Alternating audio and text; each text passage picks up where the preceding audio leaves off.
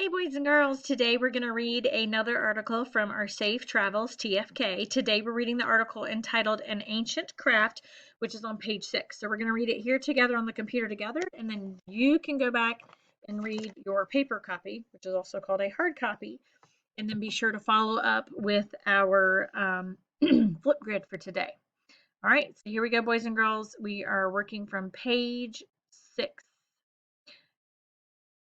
We look at our caption here. It says colorful carvings, siblings Dulce Maria and Luis Fernando of San Martin till Tahiti and um, Oaxaca, Mexico paint Zapotec tunas.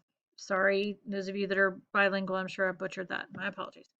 In the state of Oaxaca, Mexico, you'll find the vibrant town of San Martin till Tahiti. The town is rooted in its ancient Zapotec culture.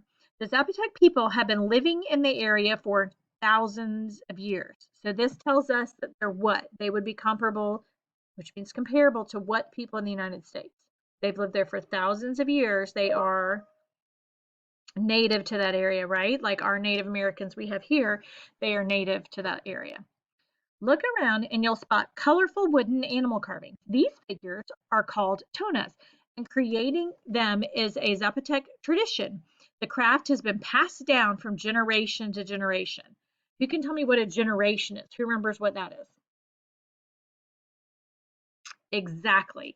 Your grandparents are one generation, then your parents are generation, you're a generation, your children one day will be another generation after you. Okay, so this tradition of painting these tunas has been passed down from generation to generation. But bum bum bum. Slowly, Zapotec culture is fading. Young people are leaving Oaxaca to find work in larger cities. As a result, fewer people have the knowledge and skills needed to make the intricate tunas. So here we have a problem, right? Might be a clue towards our text structure. We'll have to think about it. We have a problem here. The Zapotec culture is fading. What does it mean for culture to fade? Does that mean like your pants used to be black and then you washed them 30 times and now they're gray and kind of light colored?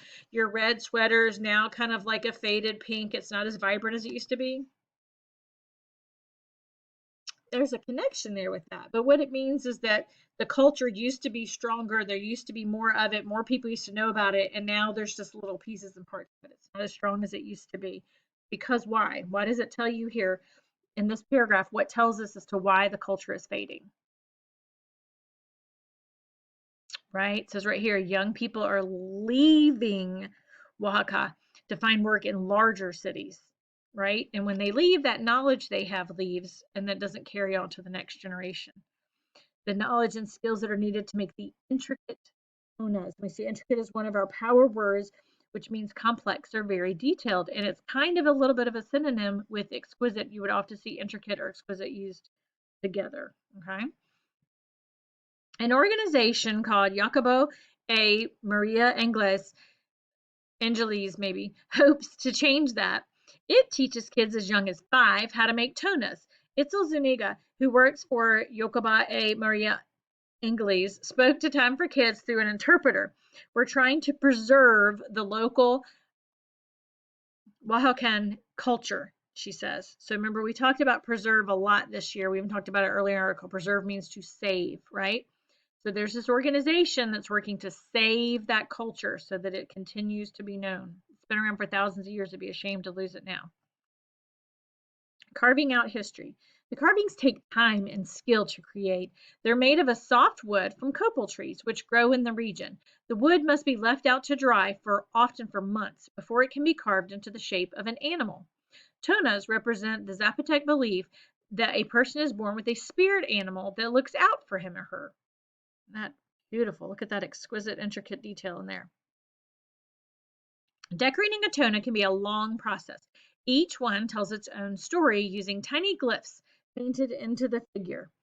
Every glyph you see represents an idea, Zuniga says. It all means something for Zapotec culture. After school and during vacations, kids gather at Jacoba A. Maria Angeles to learn the craft from their master teachers or maestros. Some of the maestros have been making tonas for 50 years. In these workshops, kids learn about the copal tree. They're taught to observe its twists and curves. They learn to see an animal in a piece of wood before it is carved. Then the kids are given a tona to decorate. Many of the paints and dyes they use are made of natural ingredients from the area, including pomegranate, cactus, and corn. All right, so why is it important for the kids to know about the copal tree, right? We don't know a ton about oak trees or pine trees, maybe, right? But think about if your job was to work with them, was to make a craft and art from them, right? These are artisans. They're making art from this. So they need to understand the tree and how it grows and its growth patterns and how it twists and turns and how it's how the wood fibers are held together. It's important for any artisan, especially in wood, to understand, right? Some of these students might one day become maestros. Those who do will help preserve the Zapotec culture by teaching the next generation the ancient craft of tonas, right? So here we come back here and we had this whole, but boom, boom, boom. We talked about they lived here for thousands of years. They made these tonas, but their culture was disappearing. And then down here, what do we have? What are the people doing? They're trying to solve their problem. So the text structure for this is what? Exactly. It's problem and solution. The problem is the culture was disappearing. The solution is this organization has been set up to help teach the children this craft, to teach them this art that's part of their culture, right? Excellent job, boys and girls. I want you to go back in your article, in your hard copy, your paper form, reread the article, and then follow the link to my Flipgrid to answer the questions about today's reading. Have a great day, boys and girls.